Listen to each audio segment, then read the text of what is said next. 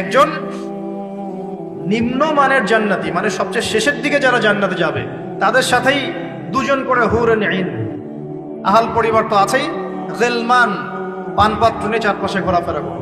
জান্নাত মানে কি? যেখানে যা ইচ্ছা তাই করা যাবে, বলার কেউ নাই, বাধা দেওয়ার কেউ নাই, সেখানে কোনো মৃত্যু নাই, সেখানে কোনো অহেতুক কথাবার্তাও নাই, কোনো গাল গল্প নাই, কোনো মিথ্যা নাই, কষ্টের ক্লেশ মাত্র নাই। থুতু ফেলতে হবে না। জান্নাত মানে থুতু ফেলতে হবে না। জান্নাত মানে হাঁচি হবে না, নাক ঝাড়তে হবে না। জান্নাত মানে ইস্তেঞ্জা, পেশাব পায়খানা করার টেনশন নাই। মানুষ খাবার খাবে, একটা ঢেকুর তুলবে, ব্যাস খাবার হজম হয়ে গেছে। আর জান্নাতের সবচেয়ে বড় বিষয়টা কি? আল্লাহ পাককে আমরা এই চোখ দিয়ে দেখতে পারবো ইনশাআল্লাহ।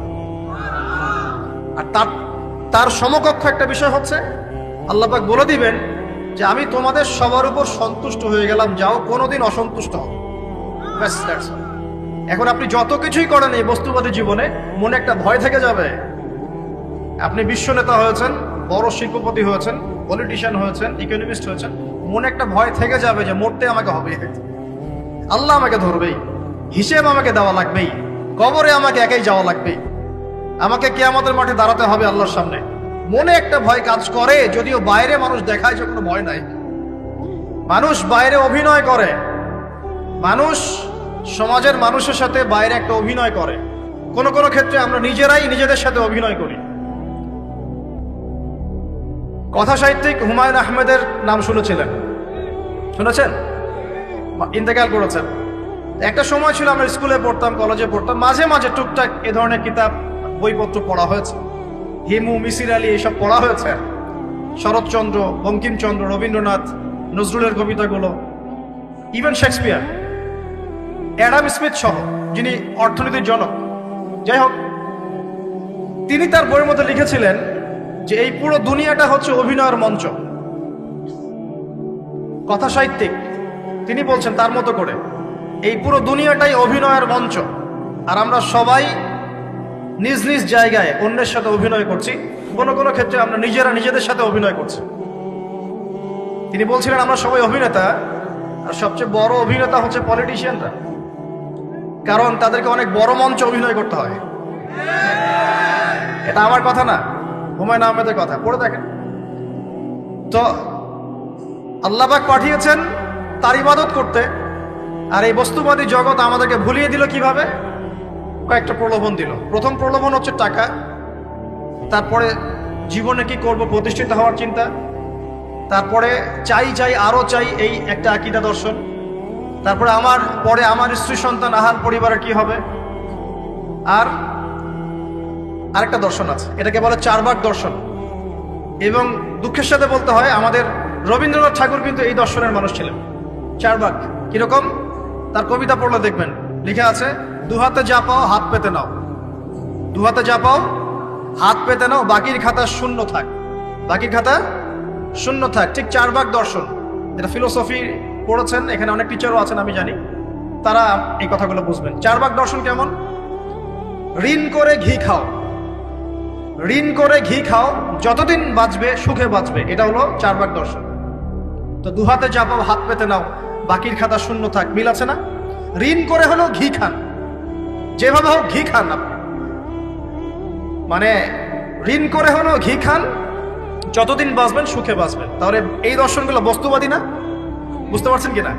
ম্যাটেরিয়ালিজম, বস্তুবাদিতা, মানে আপনি চোখের সামনে যা দেখছেন এই দুনিয়া, যেভাবে হোক অর্জন করে নেন, বাকির খাতা শূন্য থাক। ইসলামিক কনসেপ্ট এর টোটাল ডিফারেন্ট কনসেপ্ট। ইসলামের ঈমান, আকীদা, ইসলাম, পরকাল, মুহাম্মদ সাল্লাল্লাহু আলাইহি ওয়াসাল্লামের আদর্শ সম্পূর্ণ ডিফারেন্ট। আমরা বলি কি, এই দুনিয়াতে আমরা মুসাফির, দুনিয়াতে আমরা কি মুসাফির, কে কতদিন থাকবো কোনো ঠিক নাই। নবীজি বলছেন, হে আব্দুল্লাহ বিন ওমর, তুমি দুনিয়াতে মুসাফিরের মতো থাকো, সকালবেলা উঠলে সন্ধ্যার অপেক্ষা করো না, সন্ধ্যাবেলা হলে সকালের অপেক্ষা। দর্শনের মধ্যে কত পার্থক্য না? আকাশ পাতাল পার্থক্য না? এখন যদি এই বস্তুবাদী দর্শন দিয়ে আপনি চলাফেরা করেন, তাহলে তো আপনার লাইফের অ্যাম্বিশন হবে একটা ফ্ল্যাট, আর ওটা এনি হাও আপনাকে অ্যাচিভ করতে হবে, legal way or illegal way, আপনাকে অ্যাচিভ করতেই হবে, যেহেতু আপনার মোটিভটা হচ্ছে ম্যাটেরিয়ালিজম, বস্তুবাদিতা। আর নবী সাল্লাল্লাহু আলাইহি ওয়াসাল্লাম কি বলছেন, সকালে ঘুম থেকে উঠলে সন্ধ্যার অপেক্ষা করো না, সন্ধ্যা বেলায় থাকলে সকালের অপেক্ষা করো না। তুমি দুনিয়াতে মুসাফিরের মতো থাকো, তোমার যতটুকুতে দুনিয়া চলে যায় এতটুকুতে সন্তুষ্ট থাকো। নবীজি আরো বলছেন, তুমি কখনো উপরের দিকে চোখ দিয়ে হেঁটো না, রাস্তায় যখন হাঁটবে উপরের দিকে দেখো না। লা তানজুরু ইলা মান হুয়া আসফালা মিনকুম, যারা তোমাদের উপরে আছে ওদের দিকে দেখো না, বরং তুমি দেখো যে তোমার নিচে কারা আছে। আবার বলছি, নবীজি বলছেন, তোমরা হাঁটবে যখন রাস্তায় চলাফেরা করবে তোমাদের উপরের দিকে দেখবে না তোমাদের উপরে কারা আছে, অলওয়েজ দেখবা তোমাদের নিচে কারা আছে, তোমাদের চেয়ে খারাপ কারা আছে। এক ভাইকে আপনি দেখবেন আপনি সুস্থ, তার হাত নাই। আরেক ভাইকে দেখবেন আপনি সুস্থ, তার চোখ নাই। এক ভাইয়ের পা প্যারালাইজড হয়ে গেছে, এক ভাইয়ের বডি প্যারালাইজড, একজন হার্টের রোগী, একজন ডায়াবেটিসের রোগী। আপনি সুস্থ আছেন, অথচ ওই ব্যক্তির অনেক টাকা পয়সা আছে, আপনার নাই। এখানে কে ধনী বলেন দেখি, আপনি না সে? আপনার সুস্থতা আছে। আরেক ভাইয়ের অনেক বড় বড় ফ্ল্যাটস, কিন্তু আপনার এতটুকু নাই, ছোট্ট একটা বাসা। আপনার কষ্ট লাগে, আমারও যদি এমন হতো। ওই বাসায় গিয়ে দেখলেন যে ইন্টারনালি সে ব্যক্তি সুখে নাই, তার পরিবারে অশান্তি, হৃদ্যতা, ভালোবাসার বন্ধন নাই, আপনার পরিবারে আছে। একটা রিক্সাওয়ালা সারাদিন রিক্সা চালিয়ে 500-1000 টাকা আর্ন করে বাসায় চলে গেল, গিয়ে বাসা আলু ভর্তা, ডিম ভাজা, ডাল দিয়ে ভাত খাচ্ছে, সুখে আছে দিব্যি, বউয়ের সাথে গল্প করছে, চাঁদ দেখছে। আর সেই তো কবে আপনি ওয়াইফ কিনে চাঁদ দেখেছেন ঠিক নাই। আপনি টাকা অর্জন করার নেশায় বছরের পর বছর স্ত্রী থেকে দূরে আছে, দেখারই সৌভাগ্য হয় না। আসলে সুখ কাকে বলে, সুখটা কি জিনিস, ঢাকাবাসীকে সুখ বোঝানো দরকার। সুখটা কি জিনিস? সুখটা হচ্ছে ইন্টারনাল পিস। যখন আপনি বা আমি নিজেকেও বলছি, যখন আমরা আল্লাহকে পাবো, আল্লাহ পাকের ইবাদতের মধ্য দিয়ে, রাসূলের সুন্নতের মধ্য দিয়ে অল্পে তুষ্ট থাকতে পারবো, যা আছে এতে শুকরিয়া আদায় করব, আপনার চেয়ে সুখী মানুষ দুনিয়াতে কেউ নাই দুনিয়াতে। কিন্তু বস্তুবাদিতা আপনাকে এই আকীদা ও আদর্শ থেকে সম্পূর্ণ ডিমোটিভেট করে দিবে।